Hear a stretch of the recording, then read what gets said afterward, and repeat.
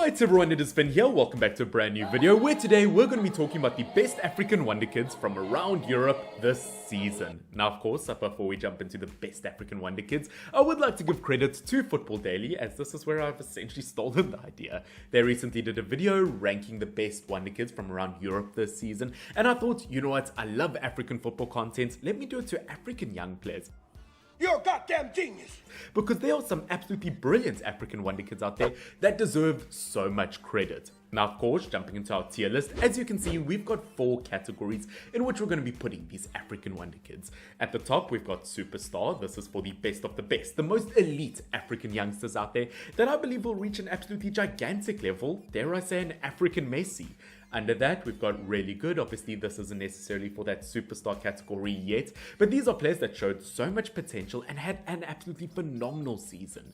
Under that, we do have the Has Potential category, which I know I said the previous one is about players with potential, but this is that category for players who didn't necessarily have a phenomenal season, but they showed that in the future they can be a brilliant player. Obviously, the last category is the Not There Yet category. This is kind of for the category that I do want to emphasize. If I do put a player here, it doesn't mean that they aren't a good player and that they won't reach a top level. This is just a category for players that I do think were underwhelming and can do a lot better than how they played at. For example, jumping into our first player in this list, it is the player who's going to go straight to that superstar list with Mohammed Kudus. Oh shit, here we go again. Now I do have 13 players we're going to be talking about in today's video, and the way I've selected players for this video is, first of all, to be an African Wonderkid you have to be, well, African obviously. You must have a goddamn IQ of 160! And second of all, 22 years old or younger. And of course, Mohammed Kudus at 22 years old just makes it into this video, and what a brilliant young player he is there. I would say the best young African player out there, if not one of the best youngsters in world football at the moment. Looking at the Eredivisie this season, getting 11 goals and 2 assists in 26 games, in the Champions League getting 4 goals and 2 assists in 6 Champions League games, and at the World Cup to get 2 goals and an assist in 3 World Cup games. What an absolutely phenomenal season for Mohammed Kudus. I think out of all players I'm going to be mentioning in today's video, he is going to reach the highest of high levels. I mean, he's been linked to Barcelona, Manchester United, Liverpool, Bayern Munich, PSG, whatever top super club is in your mind, he's been linked to them. Once again, absolutely phenomenal season for Ajax, for Ghana, and once again, as I said, out of all the players I'm going to mention in today's video, he is going to be an absolute superstar. And even if I had the best young players from around Europe, with the likes of, let's say, Gavi, Pedri, all of those players, I still think I would put Kudus in that superstar level because he is an elite footballer. Now, jumping into our second player, as a Manchester United fan, I'm so happy to see someone like him in here, as it is Amad Diallo. Now, I wouldn't quite say that he's on the same superstar level as Kudus, but I do think Amad Diallo had an absolutely phenomenal season and kind of went under the radar.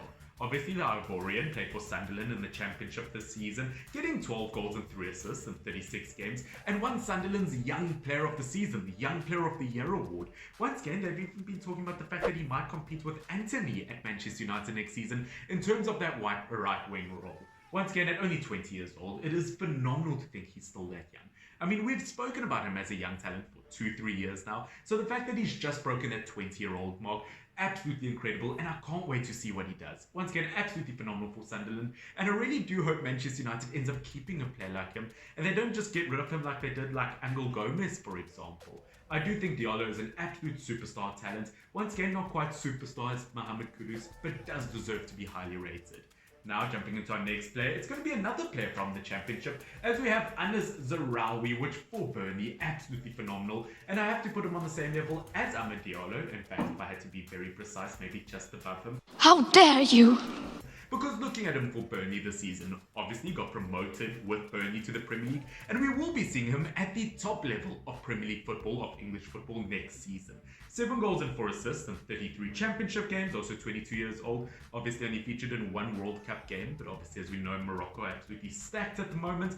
2 goals in just 1 FA Cup game, obviously 2 goals versus Bournemouth to knock them out of the competition.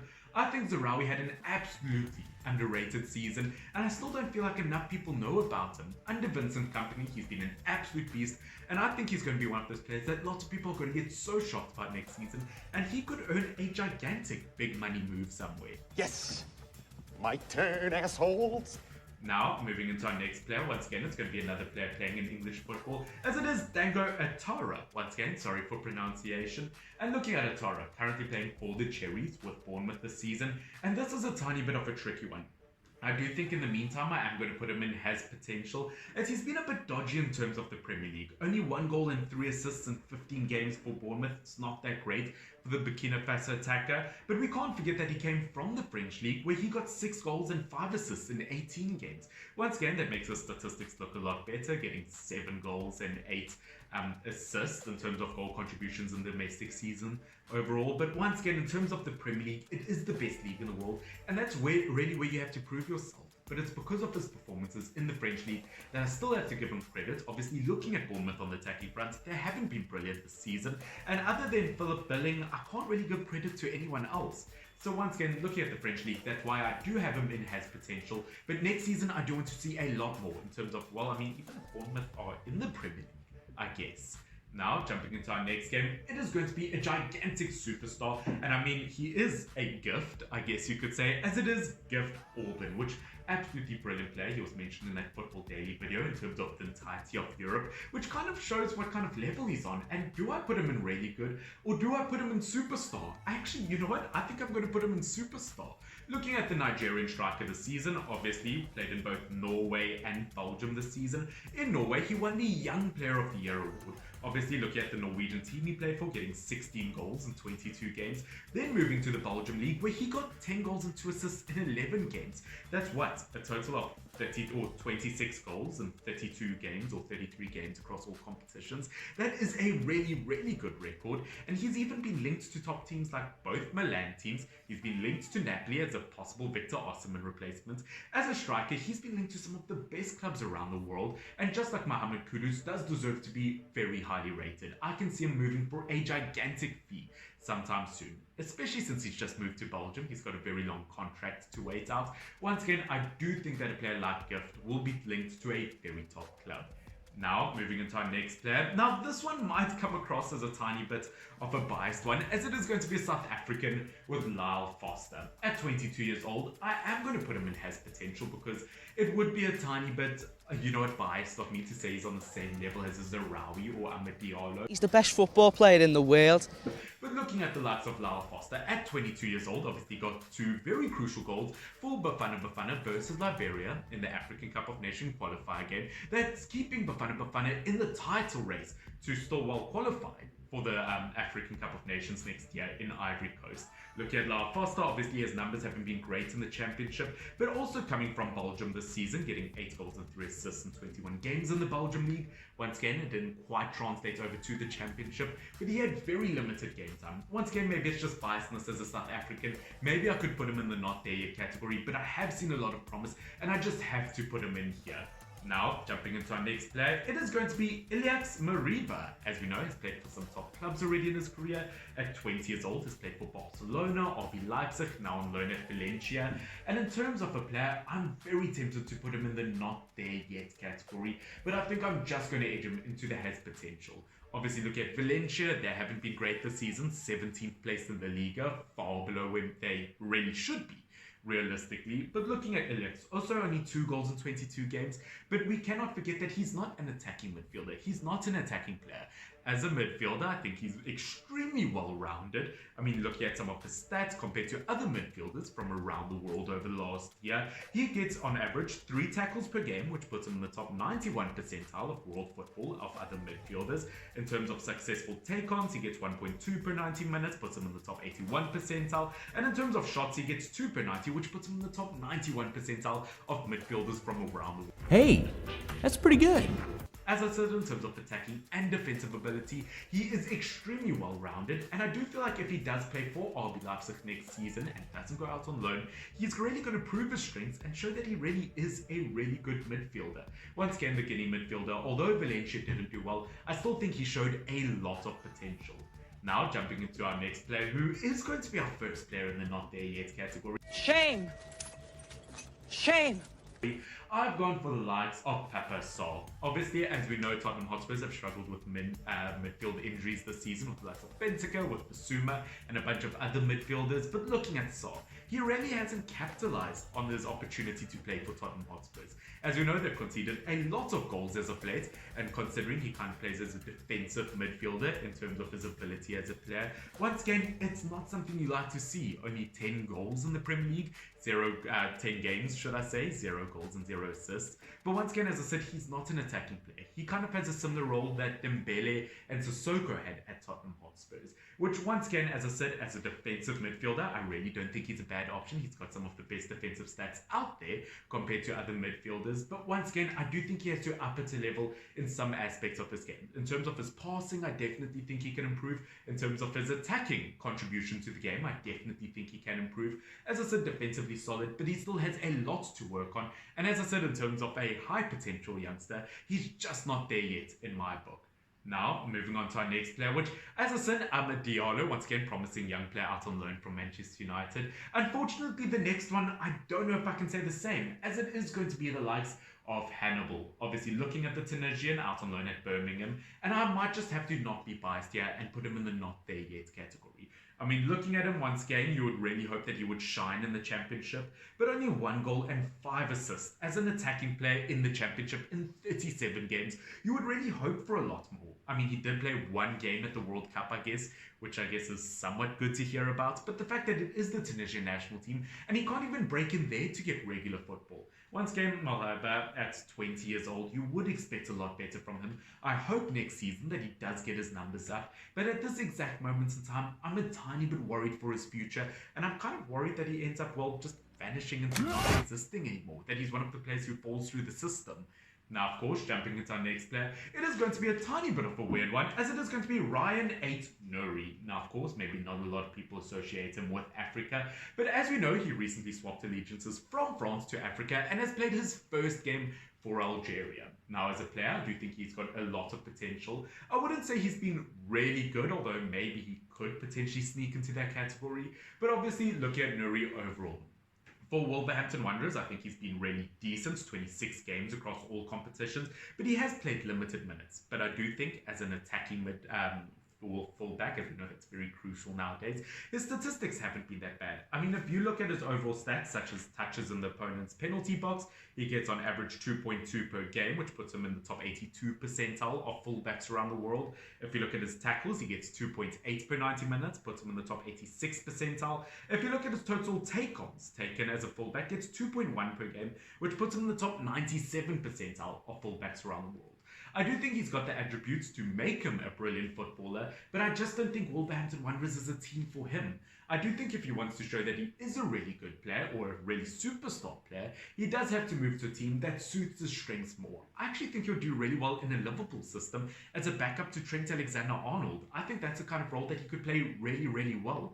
But of course, the brand new Algerian, I would like to see a tiny bit more. But in the meantime, I do think he has a lot of potential.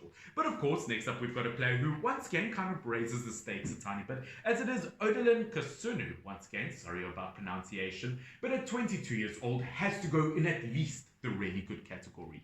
Obviously, looking at the centre-back this year, the Ivory Coast centre-back, second Ivory Coast player in the really good category, what a season he's had for Bayer Leverkusen. Obviously, he could win the Europa League this season with them, and he's been a gigantic reason to why they've done so well this season.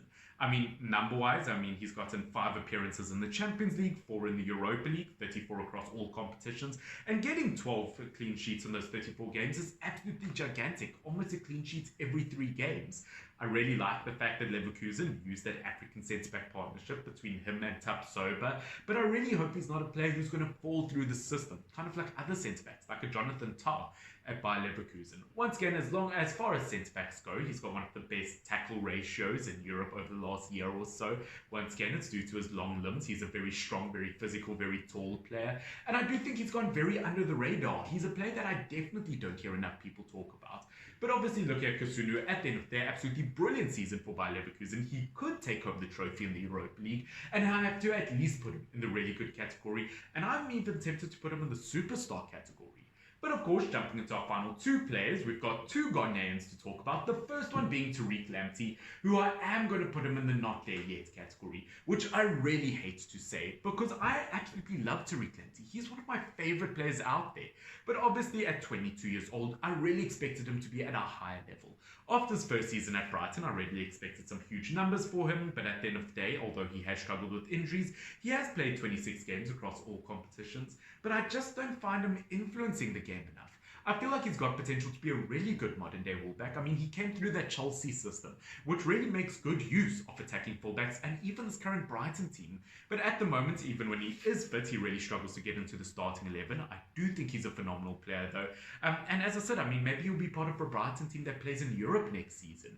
Once again, I know it's not his fault. I know it is injuries, but when I see him, I just don't see a big enough impact. And at 22 years old, I do think he has to up at a level. Once again, his numbers in terms of goal contributions isn't that great. In terms of winning and losing, Brighton have actually won majority of their games without him in the squad, unfortunately, so he does need to pick it up. But of course, that does take us to our final African player. It is going to be another Ghanaian, as I said, with the likes of, once again, sorry about pronunciation, it is Sulemana, obviously the 21-year-old playing for Southampton. Unfortunately, could get relegated this season. And unfortunately, with Lamptey, I have to put him in the not there yet category. You have lost the fans tonight. I mean, I really did expect big things from him this season, but across all competitions. I mean, Southampton, obviously playing for both Southampton and Rennes this season, obviously getting 0 goals and 1 assist in 14 Premier League games. In the French League, got 1 goal and 0 assists in 14 games. That's what, a goal and assist in 28 games across all competitions. As a winger, that is just not good enough. He did break into the Ghana team though at the World Cup and did end up playing 2 games. But at the end of the day, as an attacker, if there's one thing you have to do, it is contribute towards the goals. And I know Southampton have struggled overall with that, but he just doesn't seem to be helping the case. And maybe he does need to go down to the Championship. Maybe that is the kind of league where he gets his numbers up. At 21 years old, it is not too late, but I do want to see better from him. Of course, ladies and gentlemen, that is it for today's video. As you can see, we do have 13 phenomenal young African players. If there are any players that you think I've missed or that I should have spoken about, do let me know in the comment section down below and I'll tell you where I think they deserve to go on this tier list. Once again, the names that you see on screen right now, players that you guys suggest to me on my community tab. So of course, once again, if you do want to be part of the community, don't forget to subscribe down below, especially if you want to see more content like this. Of course, on top of that, do leave a like down below. We do have 13 players here, so you know what, let's times it by 2. Can we get 26 likes on today's video? But guys, I hope that you have enjoyed. This has been fun. FY double N, and yeah, as I said, let me know if you disagree. Cheers.